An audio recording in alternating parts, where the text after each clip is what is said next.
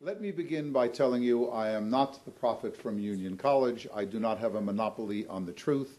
And also to tell you that the Holocaust is such an event, one of those events in history that is, for most of us, it is incomprehensible. So for students who went on this and say, how did it happen, why did it happen, things like that, if we want to talk about it, we certainly can talk about it. We are, by and large, secular people. We believe in cause and effect.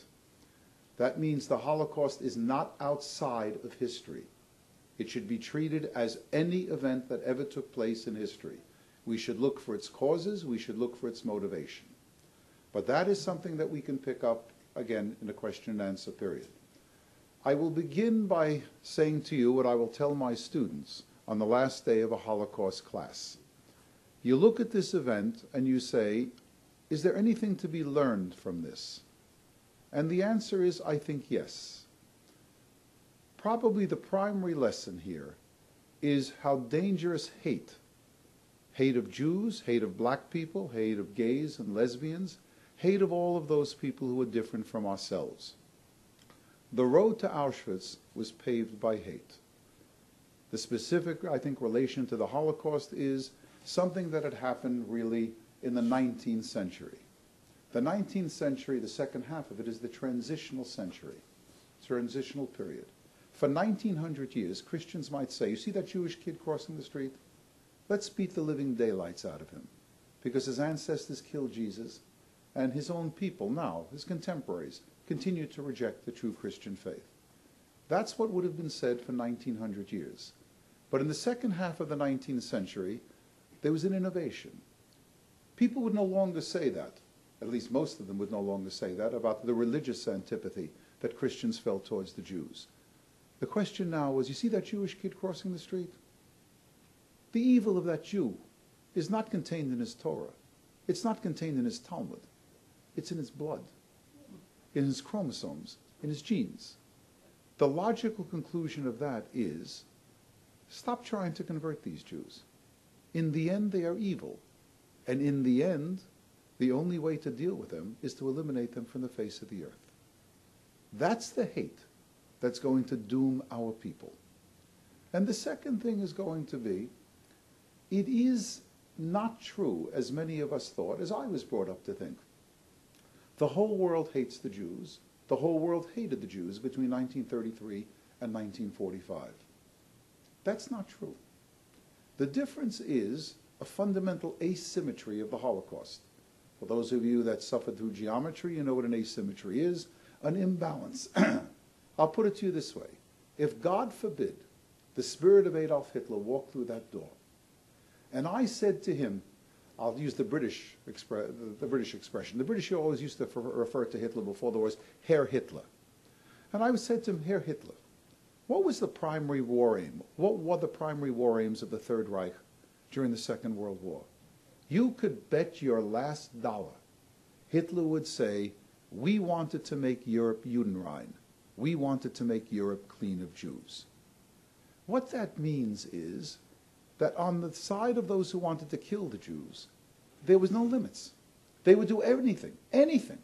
They would even really, in the case of the Nazis, they would even, let us say, work to the disadvantage of their own war effort.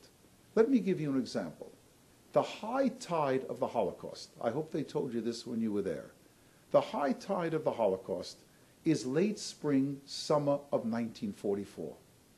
That's when 436,000 Hungarian Jews are going to be deported to Auschwitz. There will be days in Auschwitz when close to 15,000 Hungarian Jews will be gassed and cremated. For those of you that have the most cursory knowledge of the Second World War, you know that late spring, early summer of 44, that's when 436,000 Hungarian Jews are going to be deported to Auschwitz. There will be days in Auschwitz when close to 15,000 Hungarian Jews will be gassed and cremated. For those of you that have the most cursory knowledge of the Second World War, you know that late spring, early summer of 44, that's a very difficult time for the Wehrmacht, for the German army. American, British, Canadian, and Free French forces have landed at Normandy. The Red Army is coming on strong from the east. The Germans are being squeezed. And yet, in order to take 436,000 Jews from Hungary, the Germans will allocate hundreds upon hundreds of trains that could have been used to supply German forces on the Eastern Front and the Western Front. This gives you an idea of how important the murder of Jews was. Now, the problem is on the other side. It's not that the whole world hated us. That is not the case. It is that for most of those who liked us and were sympathetic to us, the saving of Jews never took a high priority. That's the problem for us. Not Roosevelt, not your Canadian prime ministers. It wasn't, not the British prime minister, not even, and Churchill was probably the most philo-Semitic prime minister that England ever had since Benjamin Disraeli. When the war began on September 1st of 1939, the Gallup polling organization continued to make those polls, and the answer then changed. How do you keep the United States out of the war? And when the United States entered the war after the Japanese attack on Pearl Harbor, then the question was, how do you win the war? How do we bring the boys home as quickly with a minimum of casualties? When you think like that, there's not much room to think about what you can do for the Jews. That's the problem. It's only when there were men and women who were prepared to use or to demonstrate the same skill, the same fervor, the same tenacity in saving Jews, commensurate with what the Nazis were demonstrating in killing Jews, that you save people. So, for example, I'll give you two examples, but not everybody can do this. The most famous savior of the Jews was Raoul Wallenberg.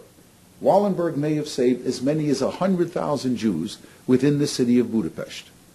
Wallenberg lied, cheated, bribed, and threatened. That's how he was able to save 100,000 Jews. Another person, Irina Opdyke. Now, I know there are young people here. Again, do not misconstrue what I am saying. This is no endorsement, but I'm just trying to make a point to you. Irina Opdyke saved 12 Jews. She was a Polish woman who became a domestic for the German commandant in our town. She sheltered 12 Jews. She saved 12 Jews, and of course, probably hundreds of descendants since then. The commandant found out. That is, she was the domestic in his house. It was a large house that he had commandeered. The 12 Jews were living in the basement. He found out that they were there, and he made her a deal. The deal was, I'll let them live, but I want you to be my mistress for the duration of the war. And she became his mistress for the duration of the war. That's what I meant when I said to you, it is only when there are people who are prepared to do the things that nearly all of us would not do, again, to demonstrate the tenacity, the willingness to make sacrifices in order to save Jews that the Germans were making in order to kill Jews, that the Jews are going to be saved. So what does it mean for someone in the year 2013? What did the Englishman, actually it was an Irishman, what did Edmund Burke say, that famous statement that was drummed into us, or should have been drummed into us when we were much younger? The only thing for evil to triumph is when good men say nothing. The ultimate, not the ultimate, but one of the primary lessons of the Holocaust is that you have to stand up and confront evil. And I must tell you, you got to be careful here. I mean, it's easy for me and it's easy for you. This is 2013. You were in one of the most beautiful cities in the world. You were in one of the greatest synagogues, probably in all of Jewry. And it's easy for me to say, and for all of us to say, to stand up and combat evil. I'm telling you, however, that if we are to make sure that these things do not happen again, it is necessary to stand up and confront evil. To use the cliche expression, really, I'll give you, again, at an American university, I suspect at a Canadian university as well. We are both democratic countries. You don't like the President of the United States, you don't like the Prime Minister of Canada, you get up and you have a petition, you call for all sorts of things. In my school, they'll put up a desk, the students will, and they'll have petitions and signatures and so on. And you know what? Nothing is going to happen to them. It is easy to resist evil when there is no price to pay. To use the cliche, you really differentiate between, you separate the men from the boys and the women from the girls when you stand up and confront evil, when in fact there is a price to pay. So what does it mean? for us today in 2013. Again, words like, to an American audience, unfortunately, these things would make more sense because the mishigas of my country is its racist complex. So if I were talking to an American audience, I would say words like nigger and spick and wop and chink and faggot and dyke, they have no place. And it is important for people in every capacity, in every stage of their life, to stand up and say, really, that this is wrong. It is not enough to hear a racial remark and to remain silent. That's not enough. That's what too many people did during the Holocaust. They saw what was happening, they disapproved of what was happening, and they didn't try to do anything about it. By the grace of God, and by the grace of your living in Canada and my living in the United States, it should not be that difficult to resist evil. So I'm saying to you, and I address myself to the younger people here, if you hear remarks like this, it is not enough to remain silent, not enough to join in. In fact, you've got to speak out against it. In short, one of the lessons of the Holocaust is that you must speak out and resist evil. It is not an easy thing to do. A third lesson of the Holocaust. Again, younger people may not be aware of this, and some older people may take it for granted, or they really don't even think about it. You study the Holocaust, and you know that hundreds of thousands of our people could have been saved had there been a sovereign, independent state of Israel. Had there been even the Israel of the Peel partition plan, which was a truncated Jewish state, large numbers of Jews could have survived. I gave a lecture here some years ago on Ben-Gurion and the Holocaust. It was an interesting lecture, and I took the position that Ben-Gurion, a decent man, tried to do what he could, but really could not do very, very much. And the reason for that was the lack of sovereignty. The Yishuv, the Jewish community in Palestine, did not have the ability, did not have the right to control immigration into Palestine. The British closed the gates. The White Paper of 1939 restricted Jewish immigration into Palestine. But I must tell you, again, I had an incident here at Beth Tzedec, and I lecture in many, many places. Something happened here. It was such an ugly incident, I must tell you. But it was not, I am sure it was not done by a member of this congregation, in which that person would not come to a conservative synagogue. You do something here that's very, very nice. That is, when the congregation, after Saturday morning service, the rabbi goes to the back, the chazan goes back to the back, the ritual director goes to the back, and the speaker goes to the back, and we shake hands with people as they come out at the end of the service. I should have been aware of this. I'm really usually quick on the uptake, but I wasn't. There was a little old man, and he made a beeline to me. And he didn't extend his hand to wish me Shabbat Shalom or to say anything about the speech. He said to me, "May you rot in hell, and may you, your wife, and your children rot in hell." And he walked away. And the reason he said that, I knew where he was coming from. I just didn't know that he was the one that was going to say it. I knew where he was coming from. For some people in the Orthodox community, particularly in the ultra-Orthodox community, a community that before the war and during the war, and in some cases down to the present day, is fervently anti-Zionist. Their argument is that the Zionists in Canada, the Zionists in the United States, and the Zionists in the Yishuv in Palestine sacrificed the Jews of Europe in order to make sure that there would be a Jewish state after the war. That is, they were so concerned with placating the American, Canadian, and British governments that they did not put pressure upon those governments in order to get the Jews out of Europe. That is not true. That is not true. The fact of the matter is, I said it then, and I said it to you before, and I will say it to you again. The problem was that there did not exist an Israel.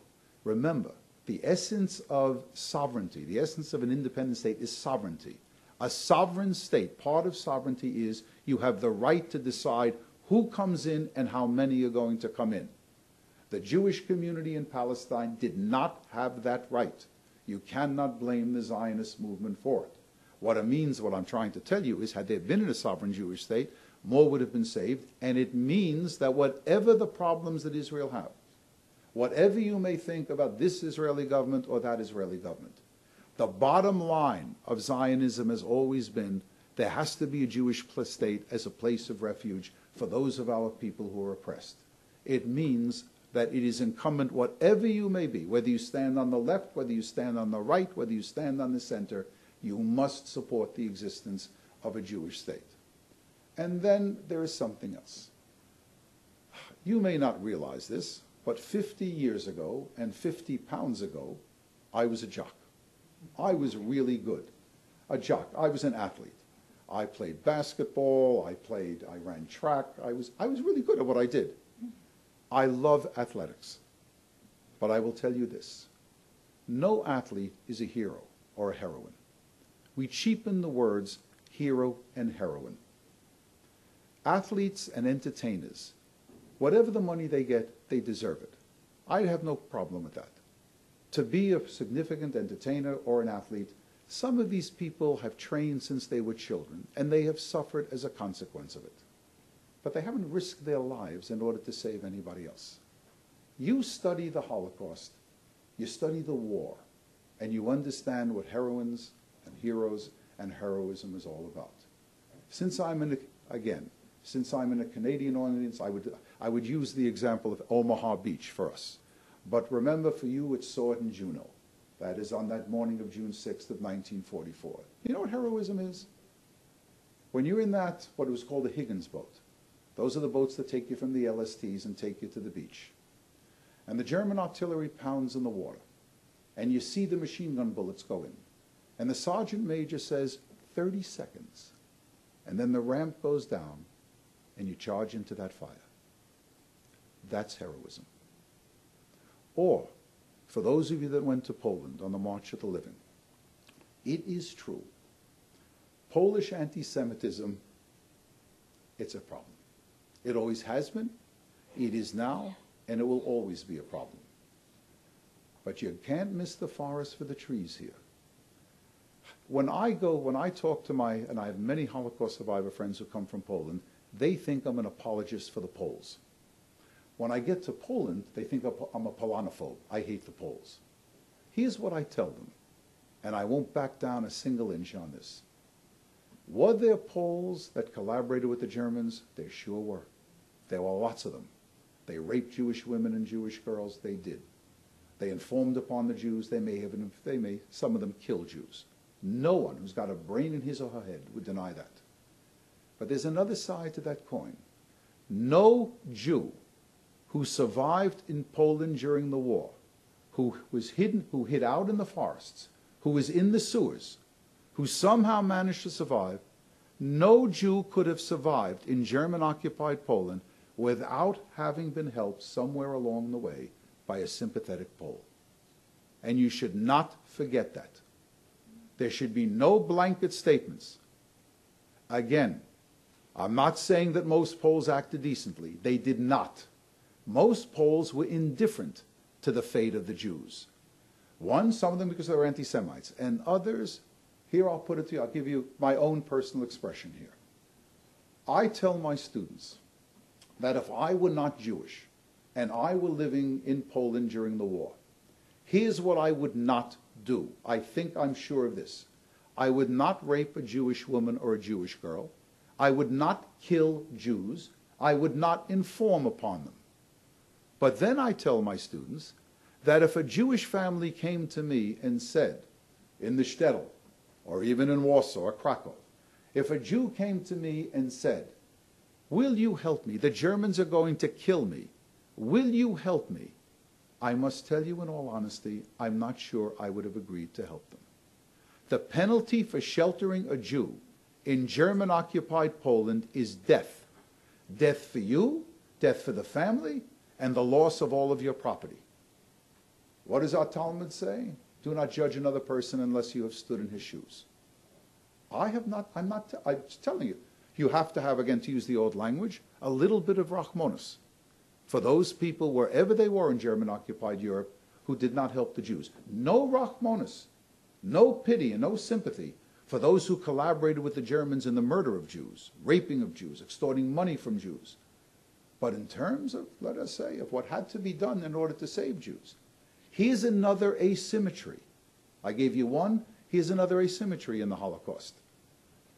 If you wanted to betray 100 Jews who are hiding out anywhere, all you had to do was to make an anonymous telephone call to the Gestapo and say, in this apartment, in this house, on this street, was living a Jewish family. That's all you had to do. If you wanted to collect the reward, you gave your name. That's how Anne Frank's family was destroyed. Somebody made an anonymous telephone call to the Gestapo. In order to kill 100 Jews, to betray them, one anonymous phone call. In order to save a single Jewish child, do you understand the risks that you took? Again, I know to whom I am speaking, and I know where I am speaking. That which is the sign of our covenant is a death sentence. That is, the circumcision of Jewish males will doom large numbers of our men and large numbers of our boys. For a Gentile family to take in a Jewish boy, do you know what it means, the risk? Nobody else, with the exception of the Muslim population, a small Muslim population in Europe, no one else in Europe circumcises their males.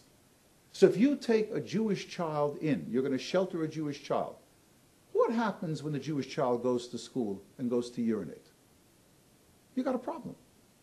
The Germans are also taking food from everybody. They're taking food from everybody. Food is in short supply everywhere. So all of a sudden you're sheltering a Jewish family. You've got to go to the grocery store and buy more food than you've ever had before, you've ever bought before. And the grocer's going to ask you, why are you buying more food? People are looking all the time. I'm not exonerating these people. I'm simply saying to you that this is why people acted in the way that they did. So that's why I go to heroes and heroines in heroism. Those Gentiles that saved Jews at the risk of their lives, those are real heroes and heroines. And one ought not to forget them. And it means more than planting a tree at Yad Vashem. You ought to be aware of that as well. And then the other people. These are the ones that you know, and perhaps some of them are sitting in this room.